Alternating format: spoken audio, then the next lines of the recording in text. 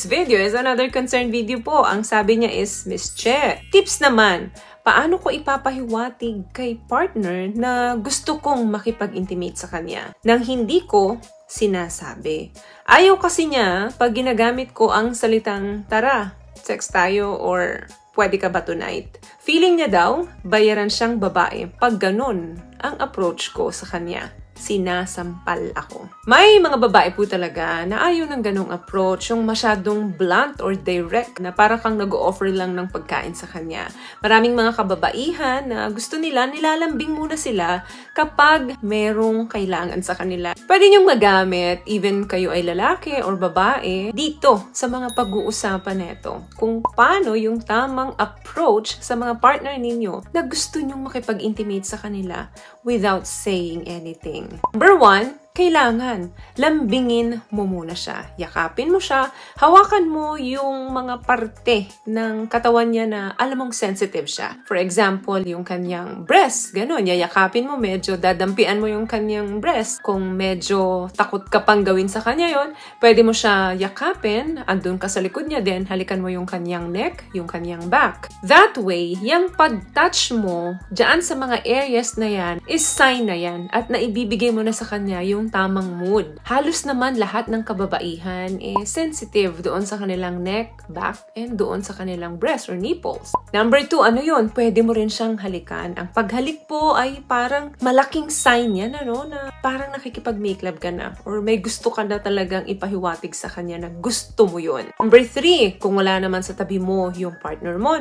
pwede mo siyang i-message ng mga naughty kanyang cellphone para naman magkaroon na siya ng idea para pagdating mo, alam niya na may ine-expect ka na sa kanya. Or number 4, pwede rin naman ayain mo siyang mag-shower kayo together. Once in a while, gawin nyo yan at mag-having fun lang kayo sa loob ng bag nyo and makita mo yung sex will happen. Another thing, eto mabisa to, mag-offer ka ng massage. Gumamit ka ng oil para naman mas masarap yung hagod mo doon sa partner mo. That way, mahahawakan mo yung mga sensitive area, doon pa lang, gaganda na yung mood niyan. Baka siya pa yung mag-initiate sa'yo. Hindi imposible na ma-arouse si Mrs. sa'yo. Kapag ikaw naman ay babae, pwede kang magsuot ng mga sexing damit, mga lingerie. Doon pa lang, alam na ni Mr. na may ipinapahiwatig ka sa kanya dahil nagpapasexy ka na sa kanya. So alam naman natin, ang mga kalalakihan, most of them is visual creatures. So kung ano yung nakikita nila, nagiging laro na yan sa isip nila. What I love about this product, itong No More Dark Secret ng K-Skin, bukod sa may advanced whitening na siya, na kung saan pwede niyang matulungan na pumuti yung mga singit-singit mo, moisturizing, meron siyang anti-irritation, antibacterial, maintain healthy pH level. Hindi lang pambabae, meron din po tayong pang lalaki. Another thing,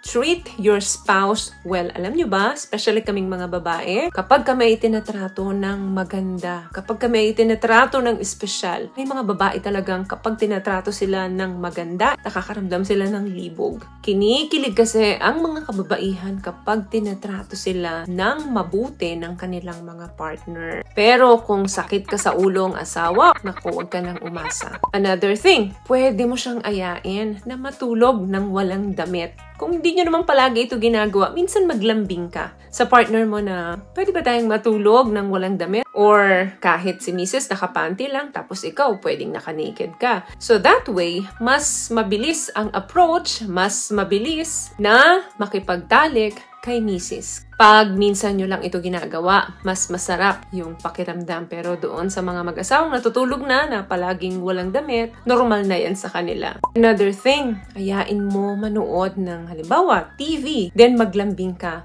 Hawakan mo yung kanyang gilid ng legs. Or better, touch your spouse between her legs. Mapalalaki or mapababae, sensitive po yung area na yan. Yung paghawak mo between sa legs ng partner mo, iakyat mo pa hanggang makapasok ka. Landi-landiin mo kung ano yung nandoon between nung legs ng partner mo. So, alam nyo na yun kung ano yun. Alam nyo, ang mga kalalakihan, most of them, gusto nila na yung mga wife nila is aggressive pagdating sa kama. Marami pong mga kababaihan na gusto nila is unpredictable yung kanilang mga partner. Kasi minsan, pagka nakaplano, nadidelay. Mas maganda na yung unpredictable. Bigla na lang. Pero sa case mo, kung ayaw ng partner mo na ginagamitan mo siya ng mga words na tara, tayo, tara, pwede ka ba tonight? Daanin nyo sa mga ganitong strategy. Another thing, pwede rin nyo naman bulungan ng mga naughty things yung partner ninyo. Yung hindi niya akalain na may ibubulong ka kasi may ginagawa siya, busy siya, then ikaw naman bigla kang lalapit, yayakap, at bubulungan mo siya ng mga naughty things. Like, halimbawa, alam mo, ang sarap mo ngayon. Naiel ako, mainit ang pakiramdam ko sa'yo. 100%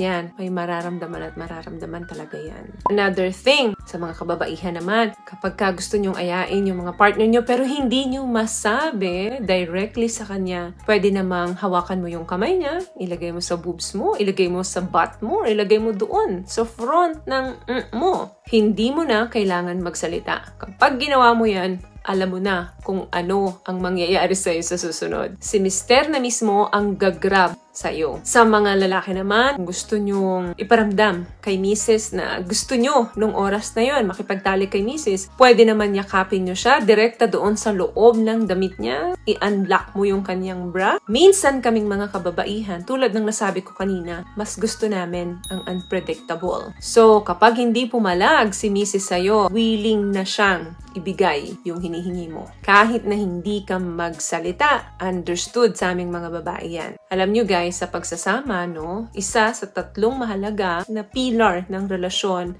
ay ang pagtatalik. Huwag kayong mahiya na mag-experiment and mag-explore together. Kasi lahat ng nasa isip nyo, willing ang mga partner ninyo na pakinggan yan. Minsan kasi, dala ng hiya, hindi natin ginagawa. Kaya, paano natin malalaman na gusto ng partner natin? So, communication ay palaging susi yan para sa mas masarap at matibay na relasyon. So, yun lamang guys ang video natin for today. I hope nakapagbigay ko ako ng tips sa inyo. At kung nagustuhan nyo po ang ating video, please give it a thumbs up, comment down below, and also share this video na rin po sa mga kaibigan na sa tingin nyo matutulungan ng video natin. Once again, palagi po kayong mag-iingat at palagi po kayong manalangin. Thank you guys for watching and see you in our next one. Always love yourself and be a blessing. Bye!